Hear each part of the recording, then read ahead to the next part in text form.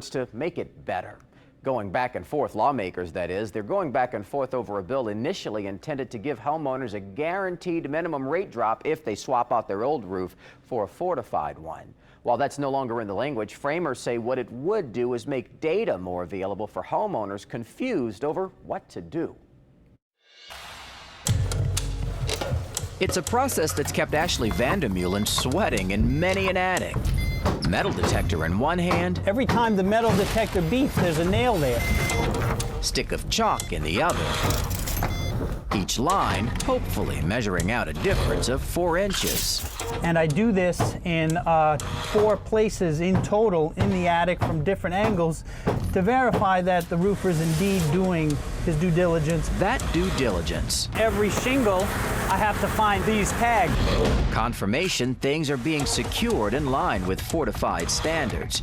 That's a requirement of the state's Fortify Homes grant program, which turns to Vandermeulen and roughly 3 dozen other approved evaluators to confirm.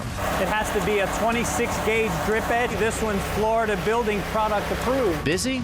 Doesn't quite cover it. Just yesterday, I had 3 Fortifieds roof evaluations to do. Tomorrow, I have 3. It's nothing super complicated. What it means to fortify, stresses State Senator Royce Duplessis. Looking at the houses here, some houses have gone through the process, others have not. A fact Senator Duplessis wants to change. Teeth in the game, as he put it, beginning with a surefire guarantee.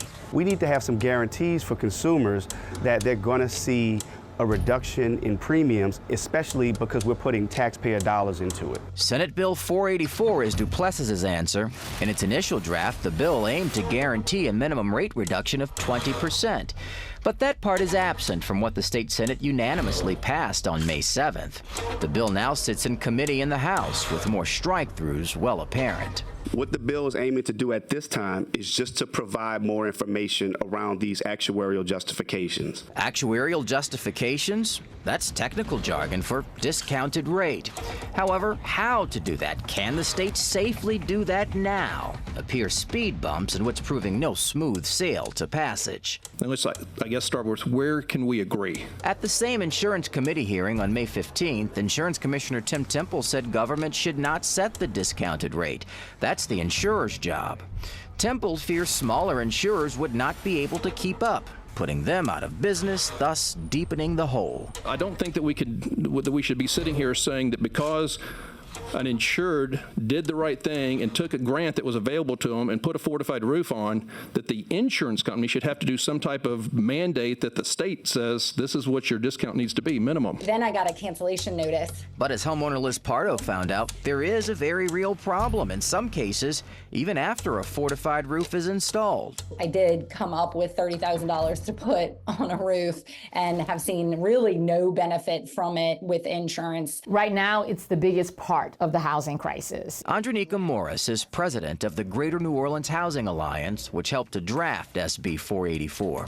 Morris shared 3 accounts from 3 homeowners, each with 3 different outcomes. They've come back and put the roofs on, and the new roofs on. One homeowner got nothing, no discount. One homeowner got a $100 discount. One homeowner got a $1,000 discount. In New Orleans, with the same builder. Consensus exists. Louisiana has a problem and needs a fix, but how to approach it is the concern. For Fortified's sake, the question is clear: regulation by mandate or market? That's not an easy answer, though, at least in getting all opinions under one roof. You know, if you just got a new roof after Hurricane Ida, you know, it could be up to standard, it might not be. Yeah, that's the discrepancy here, but a bright spot in Louisiana is cast on building codes, which are strict for new builds, essentially requiring them to be in line with fortified standards. What's different, though, is that independently evaluated fortified roof. That's not what you see here. You see that in the Fortified Homes program. The other thing that they're trying to do there, at least in SB 484, is make sure that there is the data available to see what rates are guaranteed, what are insurance companies seeing, a lot of that stuff. Now, the insurance agent, the insurance the department says that stuff is there, you can search for it. It's not easy to access, and also it costs money to generate that data, and so they're trying to figure that out. And a lot of the criticism over the new insurance commissioner is that he is giving insurance companies all the leeway rather than watching out for residents. people. I mean, I understand that you want to get more insurance companies in here, but you know, That's if we the get hit by a primary storm, you'll critique. watch them just fold away. And to that point, you've got those who are in support of 484 who say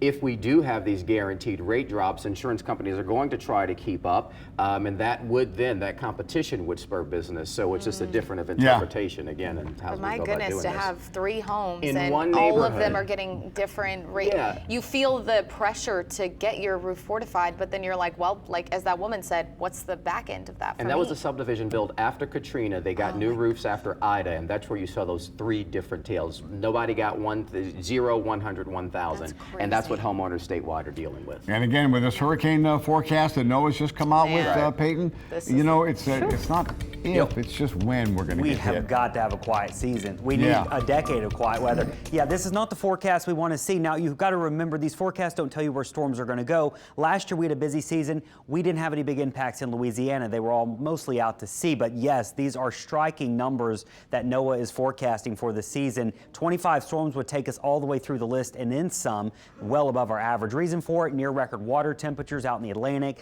La Nina's forming. We've got an active monsoon season in western parts of Africa. These are all red flags for a busy season.